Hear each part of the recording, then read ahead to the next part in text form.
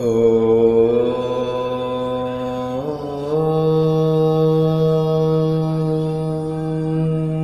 श्री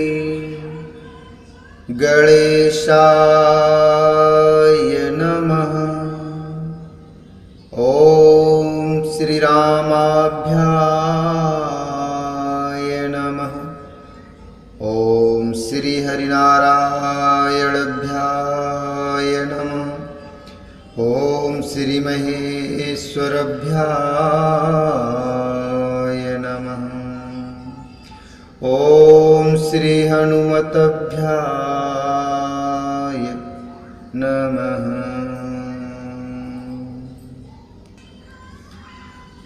संगु सचिव शुचि भूरिभट भूसुरबर गुरु ज्ञाति चले मिलन मुनिनाय कही मुदितिराओ यही भांति। चले मिलन मुनिनाय कही मुदितिराओ यही भांति। तब उन्होंने पवित्र हृदय के अर्थात ईमानदार स्वामी भक्त मंत्री बहुत से योद्धा श्रेष्ठ ब्राह्मण गुरु शतानंद जी और अपनी जाति के श्रेष्ठ लोगों को साथ लिया और इस प्रकार प्रसन्नता के साथ राजा मुनियों के स्वामी विश्वामित्र जी से मिलने चले। कीन्हो प्रणाम चरण धरि माथा दीन असीस मुदित मुनिनाथा। बेप्र वृंदे शव सादर बंदे जाने भाग्य बड़े राहु आनंदे। कुशल प्रसन्न कही बारहि बारा विश्वामित्र नृपहि बैठारा। ते अवसर आए दो भाई गए रहे देखन फुलवाई।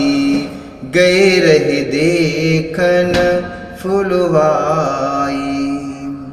राजा ने मुनि के चरणों पर मस्तक रखकर प्रणाम किया। मुनियों के स्वामी विश्वामित्र जी ने प्रसन्न होकर आशीर्वाद दिया। फिर सारी ब्राह्मण मंडली को आदर सहित प्रणाम किया और अपना बड़ा भाग्य जानकर राजा आनंदित हुए।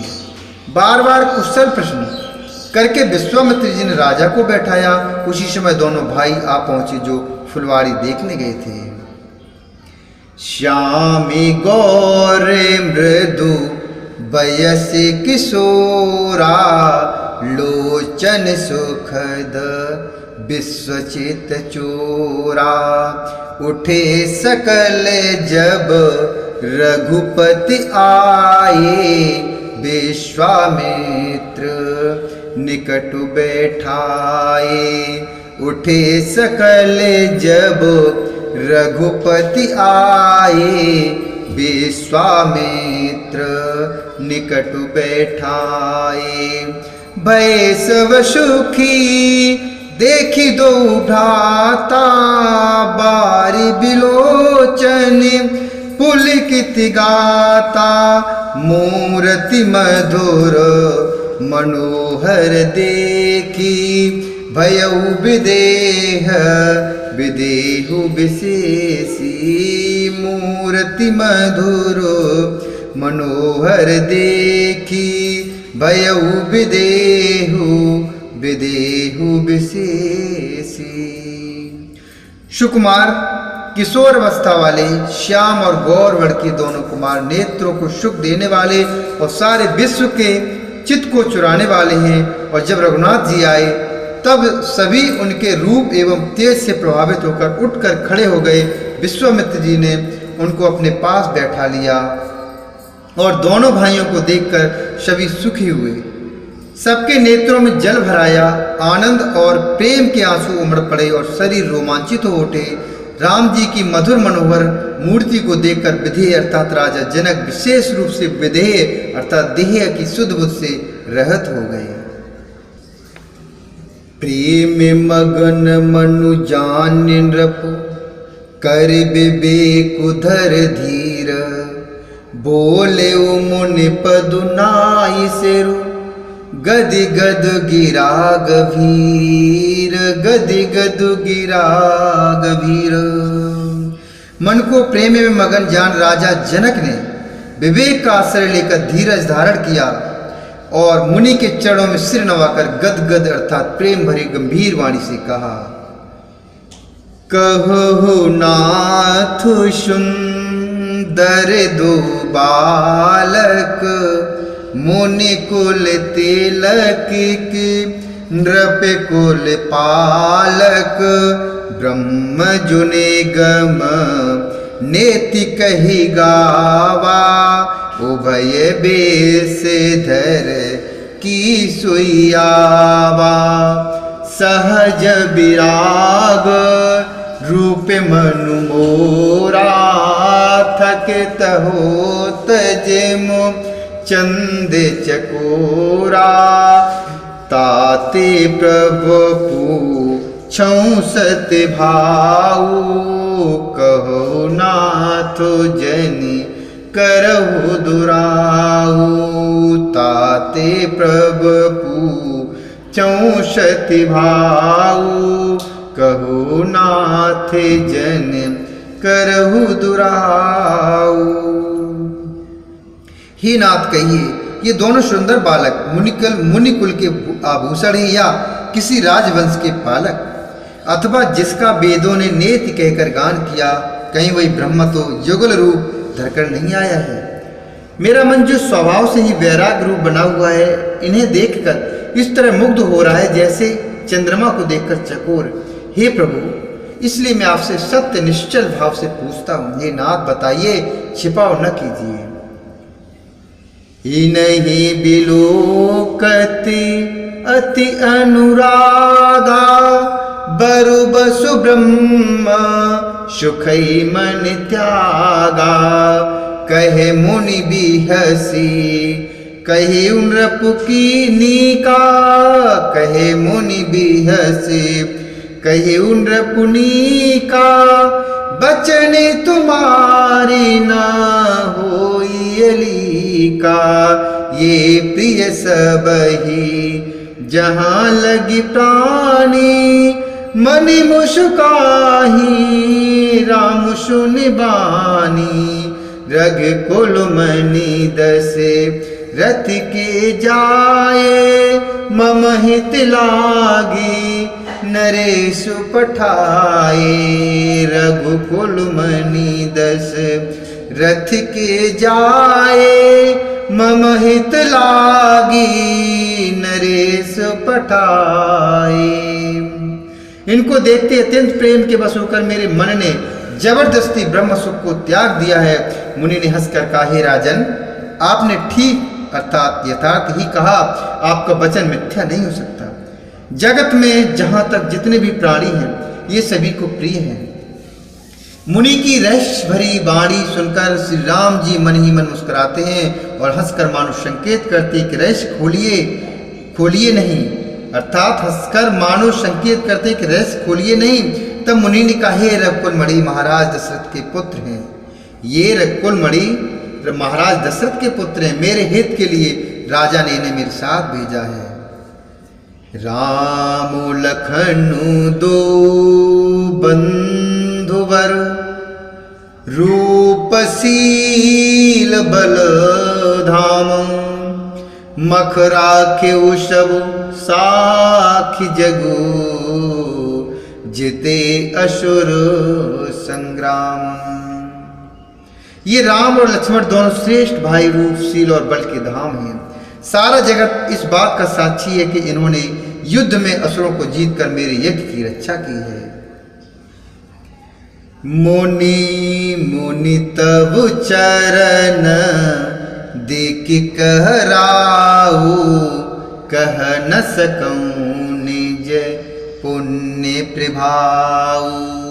सुंदर श्याम गौर दो भ्राता, आनंद के आनंद दाता।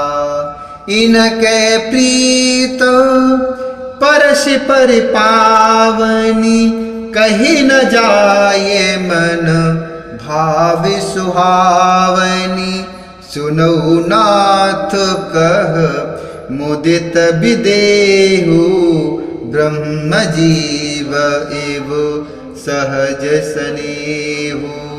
सुनऊ नाथ कह मुदित विदेहु, ब्रह्म जीव एव सहज स्नेहु। राजा ने कहा, हे मुनि, आपके चरणों के दर्शन कर मैं अपना पुण्य प्रभाव कह नहीं सकता। ये सुंदर श्याम और गौरवर्ण के दोनों भाई आनंद को भी आनंद देने वाले हैं।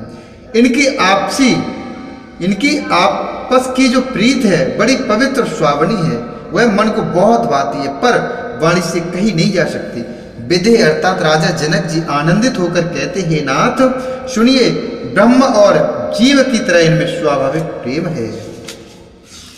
पुण्य पुण्य प्रभु चितव नर नाहु, पुलक गात उरु अधिक उछाहु। मुनि प्रशंसनाय पद सीसु, चले लवाई नगर अवनीसु।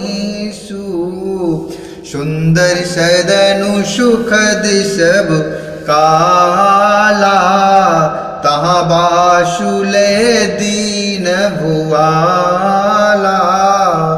करी पूजा सब विध सेवकाई,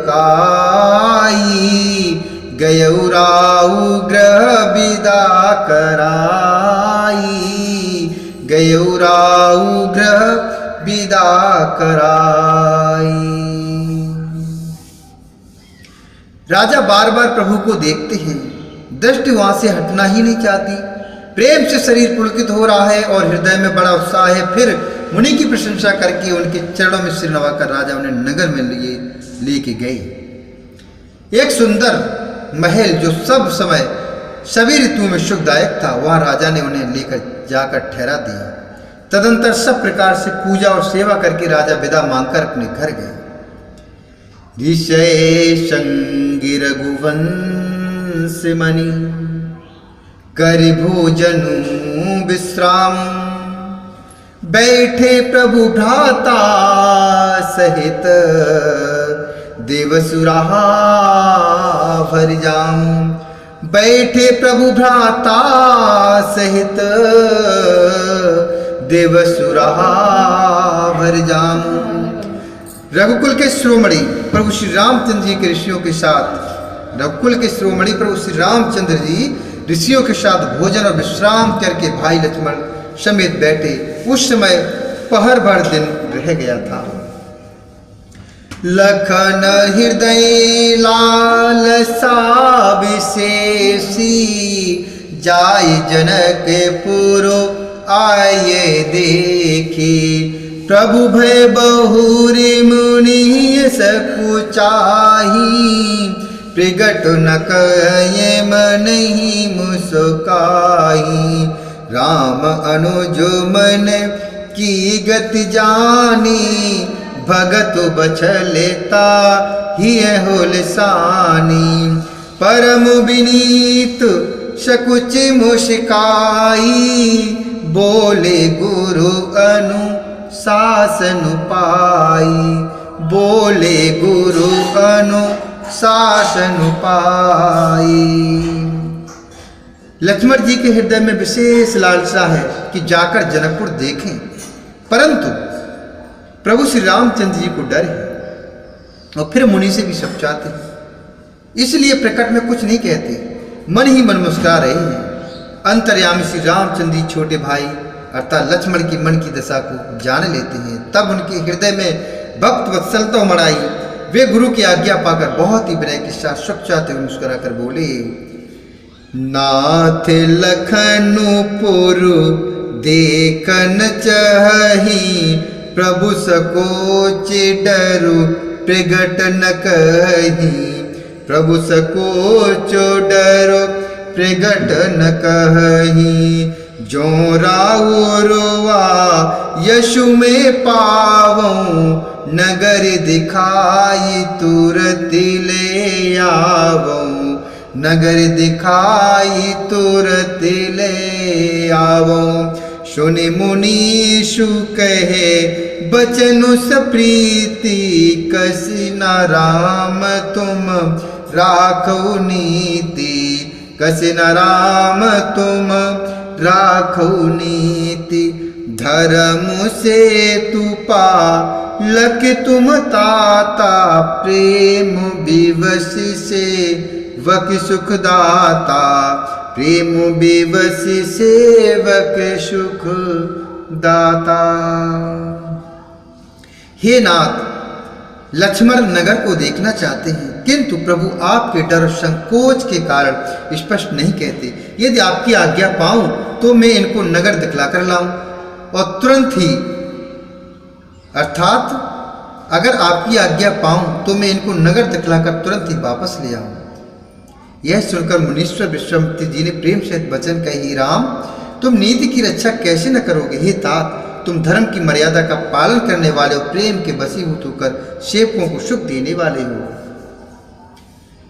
जाई देख आवहु नगरो, जाई देख आवहु नगरो, सुकु निधान दो भाई, करहु सुफल सबके नयन, सुंदर बदन दिखाई, करहु सुफल सब के नयन, सुंदर बदन दिखाई।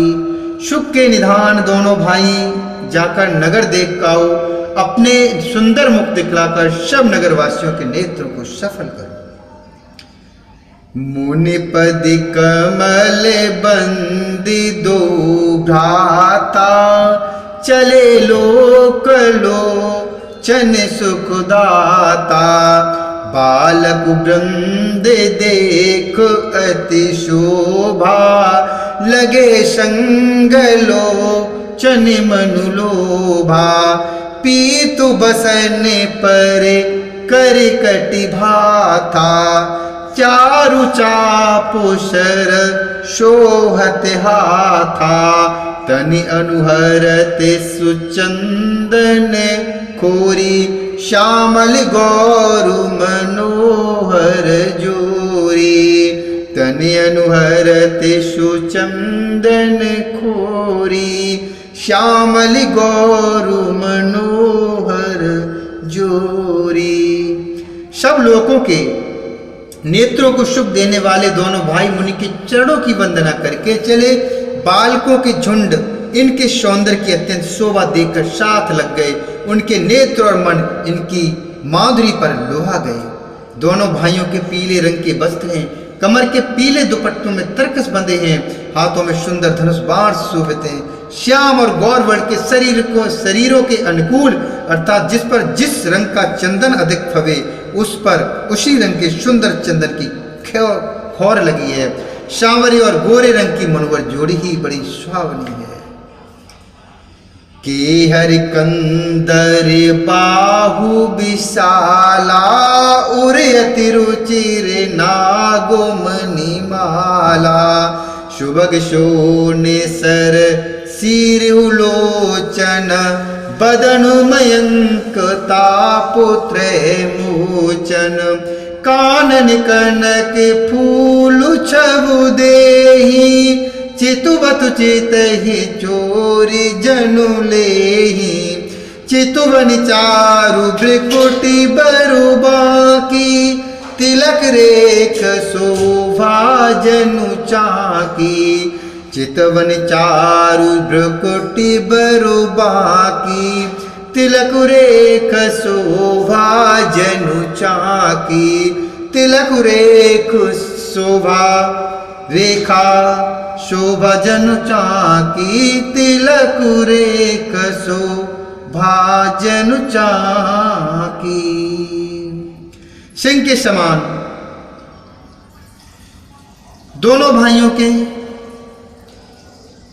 सिंह के समान पुष्ट गर्दन गले का पिछला भाग है, विशाल भुजाएं हैं, चौड़ी छाती पर अत्यंत सुंदर गजमुक्त की माला है, सुंदर लाल कमल के समान नेत्र हैं, तीनों तापों से छुड़ाने वाले चंद्रमा के समान मुख हैं। कानों में सोने के कर्णफूल अत्यंत शोभा दे रहे हैं और देखते ही देखने वालों के चित्त को मानो चुरा लेते हैं। उनकी चितवन दृष्टि बड़ी मनोहर है और भौहें तिरछी एवं सुंदर हैं। माथे पर तिलक की रेखाएं ऐसी सुंदर है मानो मूर्तिमान शोभा पर मोहर लगा दी गई हो। रुचिर चौतनी सुभग सिर मेचक कुंचित केस